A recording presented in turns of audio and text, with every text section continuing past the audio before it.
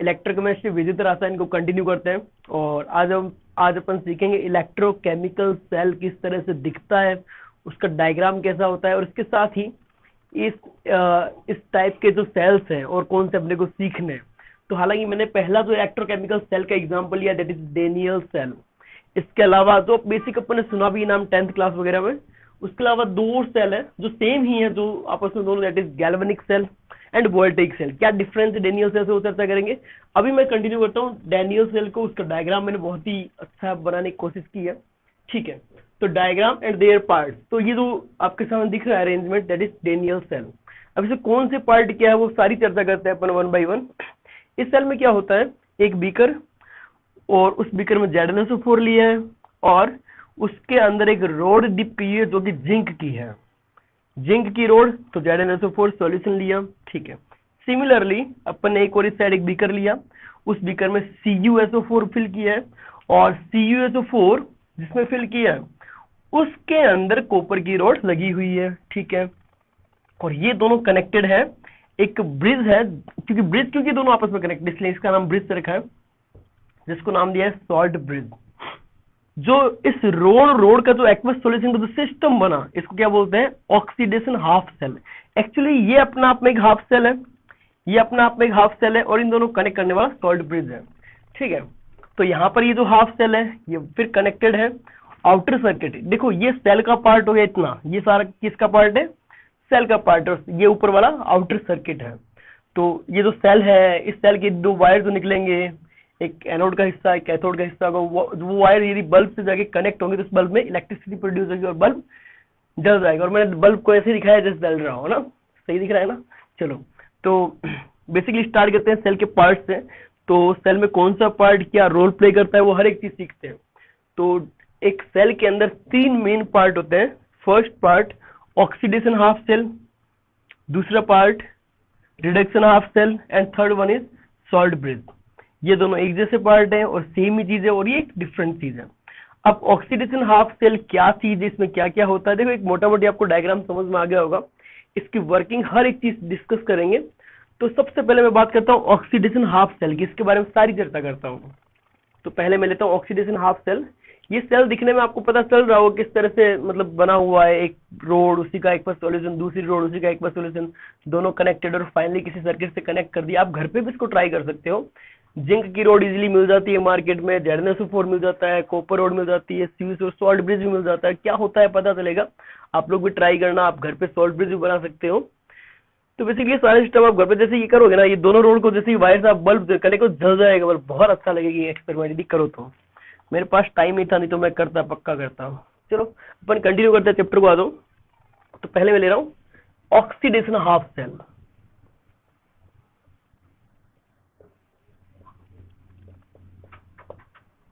Oxidation half cell क्या होता है।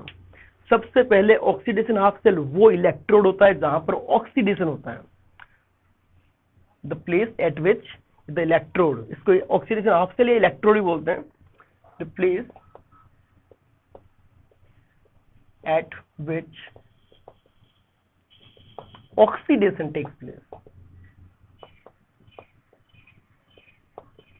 जहां पर ऑक्सीडेशन होता है, जहां ऑक्सीडेशन होगा उसको क्या नाम दिया गया, ऑक्सीडेशन हाफ सेल। और जिस जगह पर ऑक्सीडेशन होता है उसको क्या नाम दिया जाता है, एनोड। ऑक्सीडेशन का मतलब ही एनोड है, एनोड का मतलब ऑक्सीडेशन होता है, ठीक है।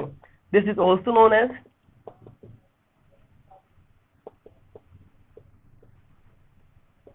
Anode half cell. क्यों एनोड हाफ सेल बोला, क्योंकि जहां पर ऑक्सीडेशन होता है, जहां ऑक्सीडेशन होता है उसी को ही एनोड कहा जाता है। ये फिक्स कर लो, दिमाग में सेट कर लो, इस चीज को फिक्स कर लो, सेट कर लो, जहां ऑक्सीडेशन वही एनोड, या जो एनोड है वहां ऑक्सीडेशन होगा, ठीक है। उसके बाद मैं रिएक्शन लिख रहा हूं, क्या रिएक्शन होती होगी। यहां पर जो जिंक है वो ऑक्सीडाइज होगा, तो किस तरह से होगा, ये रिएक्शन लिख रहा हूं पहले मैं, रिएक्शन किस तरह से हो रही होगी, रिएक्शन। तो रिएक्शन क्या हो रही है, जिंक जो है आगे ऑक्सीडाइज हो रहा है, जिंक +2 इलेक्ट्रॉन। अब वर्किंग में इक्वेशन बहुत काम में आएगी। ये सॉलिड की रोड थी, ये एक्वस सॉल्यूशन था और इलेक्ट्रॉन रिलीज हुए हैं, ठीक है। उसके बाद में जैसे ही ऑक्सीडेशन होगा तो इस सॉल्यूशन में जिंक +2 की कंसेंट्रेशन बढ़ती जाएगी, और इस रोड का जो मास है, ये जिंक की रोड है जो Zn+2 में कन्वर्ट होती जा रही है, तो सॉल्यूशन में जिंक प्लस 2 का कंसंट्रेशन बढ़ेगा और जिंक की रोड का जो मास है वो घटता जाए, इस इक्वेशन से पता चल रहा है। तो मैं क्या बोलूंगा, इस इक्वेशन से हालांकि एक और बात पता चल रही है, दैट इज इलेक्ट्रॉन्स इस पे बढ़ते जाएंगे क्योंकि इलेक्ट्रॉन सॉल्यूशन नहीं रहते हैं, इस रोड पर इलेक्ट्रॉन की संख्या बढ़ती जाएगी, मतलब नेगेटिवली चार्ज हो जाएगी। तो देखना किस तरह से काम होता है। पहली बात, इस रिएक्शन से क्या पता चल रहा है, मास ऑफ रोड वो हो जाएगा डिक्रीज। दूसरी बात क्या पता चली, सॉल्यूशन में जिंक प्लस 2 की जो कंसंट्रेशन है वो क्या हो गई, इंक्रीज। तीसरी बात क्या पता चल रही है, इस रोड पे टोटल नेगेटिव चार्ज आ जाएगा, नेगेटिव चार्ज हो जाएगी। अब होगा क्या, यहां पर बहुत सारे इलेक्ट्रॉन बनना स्टार्ट हो गए, बहुत सारे इलेक्ट्रॉन बनना स्टार्ट हो गए ऑक्सीडेशन की वजह से। तो ये इलेक्ट्रॉन क्या करेंगे, एक दूसरे को रिपेल करेंगे और धक्का देंगे एक दूसरे को आगे की ओर बढ़ने के लिए। ये सिंपल सा प्रोसीजर है। क्या, एनोड पे ऑक्सीडेशन हुआ, ऑक्सीडेशन हुआ इसलिए इसका एक और नाम रखा गया oxidation half cell, sorry anode half cell, sorry oxidation तो लिख दिया मैंने, एनोड हाफ सेल एक और नाम है इसका, एनोड हाफ सेल। चलो, तो ये क्या क्या होता है एनोड पे, ये सारी बात अपन ने डिस्कस कर ली। जिस तरह से एनोड पे सारा काम होता है या ऑक्सीडेशन हाफ सेल पे, वैसे ही रिडक्शन हाफ सेल कैथोड पे क्या काम हो रहा है वो देख लो। वीडियो पूरा देखना, फील आएगी, वीडियो पूरा देखना, नहीं तो कोई फील नहीं आने वाले भाई। नेक्स्ट है रिडक्शन हाफ सेल। जहां रिडक्शन होता है उसको क्या बोलते हैं, उसको बोलते हैं कैथोड। जहां रिडक्शन होता है उसको क्या बोलते हैं, कैथोड। तो रिडक्शन हाफ सेल, इसका मतलब ये पॉइंट क्या हो जाएगा, the place at which reduction takes place, the place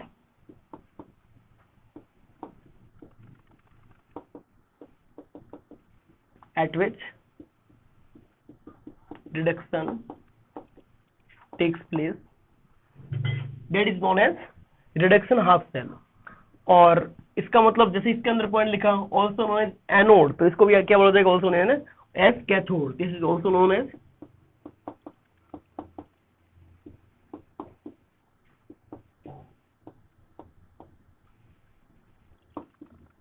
cathode. अब यहाँ पर रिएक्शन क्या होने वाली है, यहाँ पर रिएक्शन होगी रिडक्शन की। अब रिड्यूस कौन हो सकता है, क्या कॉपर की रोड रिड्यूस हो सकती है, नहीं, मेटल इलेक्ट्रॉन नहीं लेना चाहता, तो कौन रिड्यूस होगा, तो Cu+2 आयन पड़ा इस सॉल्यूशन वो रिड्यूस होगा।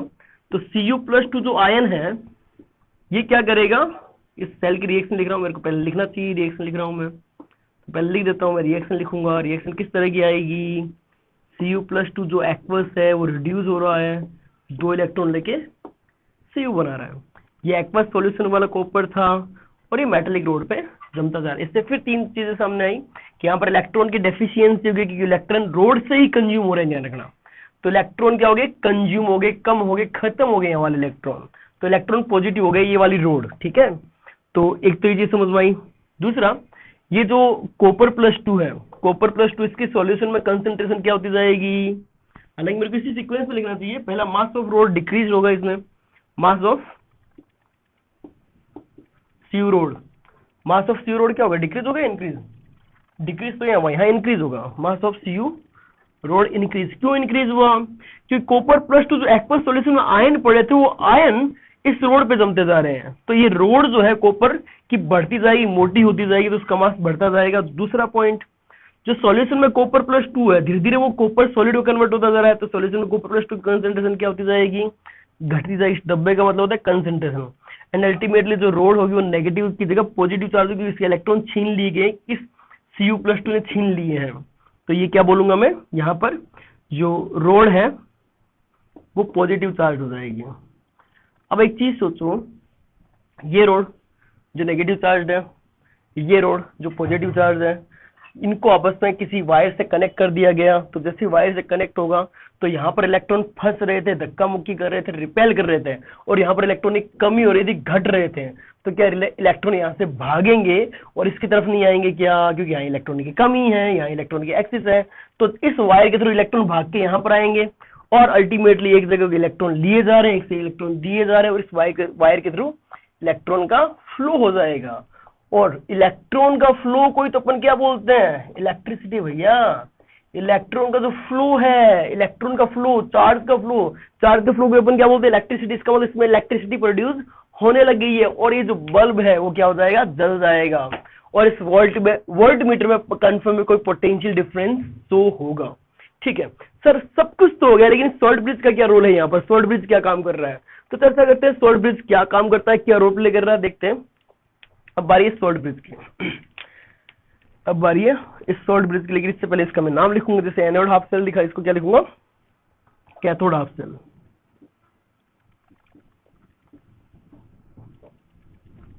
ओके, अब बात करते हैं सॉल्ट ब्रिज की। सॉल्ट ब्रिज क्या चीज है, क्या काम करता है, इसकी यूजेबिलिटी क्या है, second part salt bridge.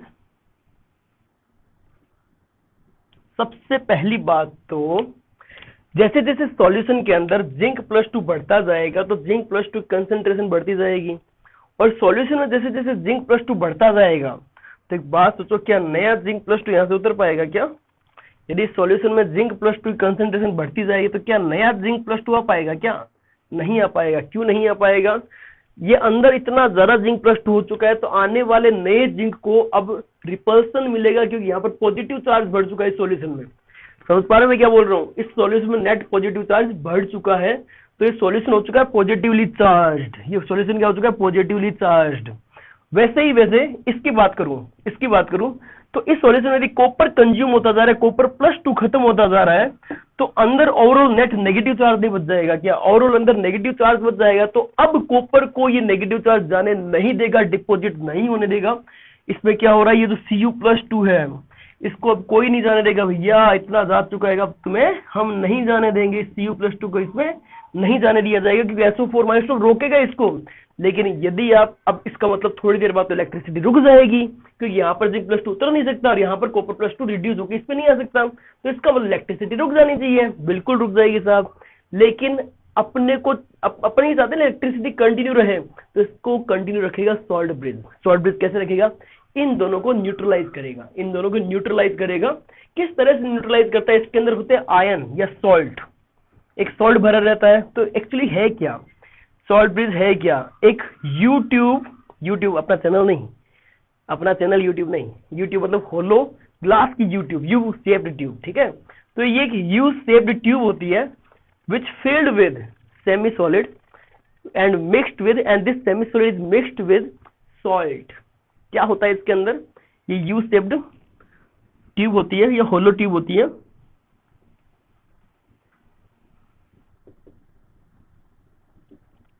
U shaped which filled with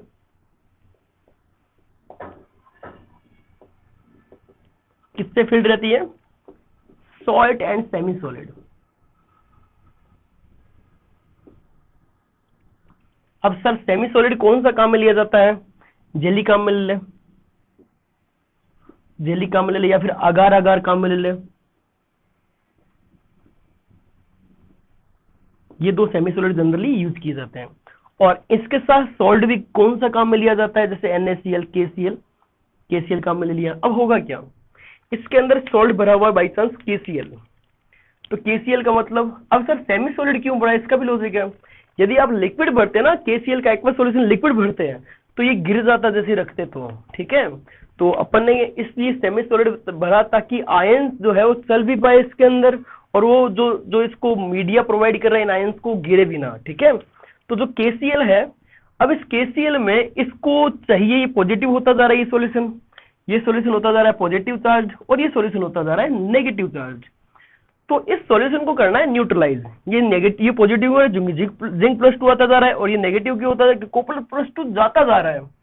तो इसको न्यूट्रलाइज करने के लिए सॉल्ट ब्रिज के जो सॉल्ट के आयन है वो काम में आते हैं। और किस तरह से काम में आते हैं? ये पॉजिटिव चार्ज के लिए जो Cl+ है वो आएगा इस सॉल्यूशन में, इसके थ्रू, और जो K+ है, सॉरी Cl- जो है इस सॉल्यूशन में उतरता जाएगा, और K+ जो है इस सॉल्यूशन में आता जाएगा, और धीरे धीरे इसको न्यूट्रलाइज नहीं करेगा क्या? हाँ बिल्कुल, इसको न्यूट्रलाइज कर देगा। इस जो जिंक +2 जो बढ़ता जा रहा था उसको Cl- ZnCl2 से न्यूट्रलाइज कर दिया जाएगा, और इसके अंदर जो SO4- की वजह से नेट रिलेटिवली नेगेटिव चार्ज बढ़ता जा रहा था उसको न्यूट्रलाइज करेगा K+। तो ओवरऑल न्यूट्रलिटी मेंटेन रहेगी, पहली बात तो इसके मेन टास्क क्या है? पहली बात, इन दोनों सॉल्यूशन को न्यूट्रल बनाए रखना, है ना, टू मेंटेन न्यूट्रलिटी। तो पहला क्या हो गया? टू मेंटेन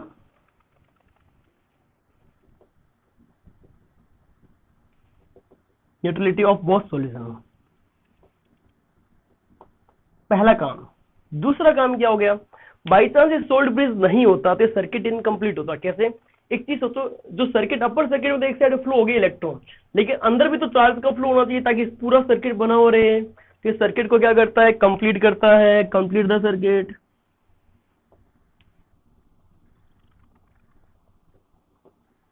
तो अगला टास्क क्या है इसका? सर्किट को कंप्लीट करने का काम करता है। तो सोल्ड ब्रिज क्यों लगाया? हाँ, अब यदि कोई पूछ ले कि सर सोल्ड ब्रिज के सारा आयन खत्म हो जाए तो क्या ये काम करना बंद कर देगा सेल? बिल्कुल।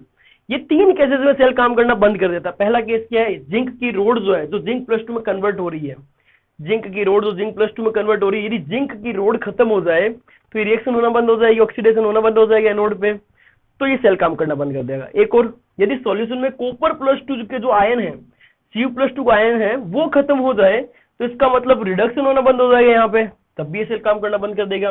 और उसी तरह से यदि सॉल्ट ब्रिज में KCl जैसे कोई भी आयन भरा हुआ है, वो यदि खत्म हो जाए तो कंफर्म है कि अब न्यूट्रलाइज नहीं हो पाएंगे दोनों सॉल्यूशन, तो इस वजह से क्या हो जाएगा? ये सेल काम करना बंद कर देगा। तो 3 तरीके जिसके वजह से सेल काम नहीं करेगा, और आप भी देखते हो सेल काम करना थोड़े टाइम में बंद कर देता है। तो ओवरऑल इस सेल में 3 बड़े हिस्से थे, वो चर्चा हो चुकी है। हाँ, इस सेल की नेट सेल रिएक्शन लिख सकते हैं, एनोड की रिएक्शन, कैथोड की रिएक्शन, दोनों को जोड़ोगे तो नेट सेल रिएक्शन आ जाएगी। और नेट सेल रिएक्शन में यहां लिखता हूं, बड़ा मजा आएगा मेरे को अच्छा लगेगा एक्चुअली। तो एनोड वाली रिएक्शन प्लस कैथोड वाली रिएक्शन का सम कर दूं, करके बताऊंगे कैसे सम करना है, ये कर दोगे तुम? थोड़ा हाइपोथेटिकल सोचो। ये जिंक जो Cu+2 के साथ जुड़ेगा और ये जिंक +2 कॉपर के साथ जुड़ेगा, लेफ्ट हैंड साइड के साथ, राइट हैंड साइड के साथ, और इलेक्ट्रॉन से इलेक्ट्रॉन कर जाएगा। तो ओवरऑल सेल रिएक्शन क्या बनी वो देख लो। ओवरऑल सेल रिएक्शन क्या बनी? सेल रिएक्शन क्या बनी? सेल रिएक्शन क्या बनी? सेल रिएक्शन बनी जिंक प्लस Cu+2 से प्रोडक्ट बना कॉपर एंड जिंक +2। ये हो गया जिंक का ऑक्सीडेशन और ये होगा कॉपर का रिडक्शन, और एक एनोड पे हो रहा है, एक कैथोड पे, और सेल रिएक्शन ये हो गई है। तो अभी तक इसके अंदर क्या सीखा? सेल कैसे काम करता है वो भी अपने को इसी चीज से फील आ गई। ये सेल जिसके अंदर 3 मेन पार्ट है, एक ऑक्सीडेशन हाफ सेल, दूसरा रिडक्शन हाफ सेल, और एक तीसरा सॉल्ट ब्रिज जो इनको कनेक्ट करता है। जो ऑक्सीडेशन हाफ सेल होता है, जहाँ ऑक्सीडेशन होता है, जहाँ जिसको एनोड भी बोला जाता है, एनोड हाफ सेल बोला जाता है, और इसकी रिएक्शन जहां ऑक्सीडेशन वाली लिख दी, और यहाँ होगा रोड का मास कम होगा, जिंक +2 कंसेंट्रेशन बढ़ती जाएगी, और नेट जो ये जो रोड है उस पर नेगेटिव चार्ज आ जाएगा। ठीक है, वैसे ही दूसरा मैंने बताया कि रिडक्शन हाफ सेल है, रिडक्शन हाफ सेल में जहाँ रिडक्शन होगा, जहाँ जिसको अपन कैथोड भी बोलेंगे, और उसके साथ इसकी इक्वेशन है कॉपर जो +2 एक्वस सॉल्यूशन का था वो कॉपर में जाएगा, जिसकी वजह से रोड का जो मास वो बढ़ता जाएगा, सॉल्यूशन में जो एक्वस आयंस है वो धीरे धीरे कम होते जाएंगे, और अल्टीमेटली ये रोड जो है पॉजिटिव चार्ज हो जाएगी। और इसके अंदर नेगेटिव चार्ज थी, ये पॉजिटिव चार्ज थी, यहाँ पर इलेक्ट्रॉन जा रहा था, यहाँ पर इलेक्ट्रॉन की कमी थी, जैसे एक वायर से कनेक्ट करेंगे तो इलेक्ट्रॉन का फ्लो जो है एक साइड से दूसरी साइड हो जाएगा। तो ओवरऑल सेल के अंदर जो वायर है उसके अंदर इलेक्ट्रिसिटी प्रोड्यूस हो जाएगी, और ये इलेक्ट्रिसिटी प्रोड्यूस होते ही जो अपना बल्ब है वो जल जाएगा। उसके बाद की सॉल्ट ब्रिज जो इस सर्किट को कंप्लीट करने का काम करता है। नेट सॉल्यूशन जो सॉल्यूशन, यदि रोड नेगेटिव और सॉल्यूशन पॉजिटिव चार्ज हो रहा है, ये रोड पॉजिटिव और सॉल्यूशन नेगेटिव चार्ज हो रहा है, तो इनको न्यूट्रलाइज करने के लिए सॉल्ट ब्रिज काम में आता है, और ये सॉल्ट ब्रिज इसको क्या कहता है? सर्किट के कंप्लीशन में भी काम में आता है। तो 2 टास्क सॉल्ट ब्रिज कंप्लीट कर रहा है। उसके अलावा यदि सॉल्ट ब्रिज का आयन खत्म हो जाए, यदि जिंक की रोड का मास खत्म हो जाए, या फिर सॉल्यूशन Cu+2 खत्म हो जाए, इन तीनों केस में ये सेल काम करना बंद कर देगा। सेल की सारी चीज, सारी थ्योरी, सारा सारांश आपके सामने। बहुत इंपॉर्टेंट क्लास सब तक पहुंचा है जो इलेक्ट्रोकेमिस्ट्री सीखना चाहता है। एक इंपॉर्टेंट चीज मैं बताना भूल गया, क्या? ये तो रोड और इसका एक सॉल्यूशन, इसको बोलते हैं इलेक्ट्रोड ही बोलते हैं। इसको क्या बोलते हैं? इलेक्ट्रोड भी नाम दिया जाता है। ये हाफ सेल को एक नाम दिया जाता है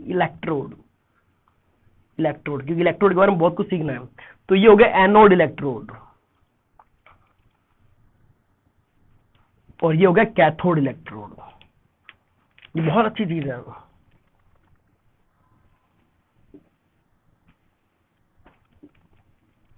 ये हो गया एनोड इलेक्ट्रोड, ये हो गया कैथोड इलेक्ट्रोड। अब आगे टाइप ऑफ इलेक्ट्रोड बढ़ेंगे तो ये वाले इलेक्ट्रोड अपन सीखेंगे, ये वाली चीज अपन सीखेंगे। होता है इलेक्ट्रोड, इन दोनों का जो कॉम्बिनेशन मेटल रोड है, इसका सॉल्यूशन जो बीकर के अंदर रखा हुआ है, जिसको ऑक्सीडेशन हाफ सेल बोला, जिसको एनोड हाफ सेल बोला, इसको क्या नाम दिया गया है? इलेक्ट्रोड। इसका ये एनोड इलेक्ट्रोड, ये कैथोड। इलेक्ट्रोड एक जनरल टर्म है जो ऑक्सीडेशन रिडक्शन की जगह काम में आती है, जहां पर ऑक्सीडेशन रिडक्शन हो सकता है। तो यदि एनोड के फॉर्म में काम में आ गई, ऑक्सीडेशन में काम में आए तो एनोड हाफ सेल बोल दिया जाएगा, एनोड इलेक्ट्रोड बोल दिया जाएगा। रिडक्शन में काम में तो रिडक्शन हाफ सेल या फिर कैथोड इलेक्ट्रोड बोला गया है। ठीक है, तो हो गया सारा। समझ में आए तो पूछो यार कमेंट बॉक्स में, ठीक है। और बहुत थैंक यू फॉर वॉचिंग। तो बच्चों वीडियो को लाइक करें, उस पर कमेंट करें और उसको शेयर करें, सब्सक्राइब करें। यदि आपको कोई भी डाउट है तो नीचे डिस्क्रिप्शन में आपको एक लिंक दिया हुआ है और उस पर अपना डाउट रूम पे जाएं, ग्रुप पे जाएं और जैसे भी डाउट है प्लीज आप पूछें, आपके लिए फैसिलिटी दी गई है। और शेयर करना ना भूलें आप लोग, ठीक है।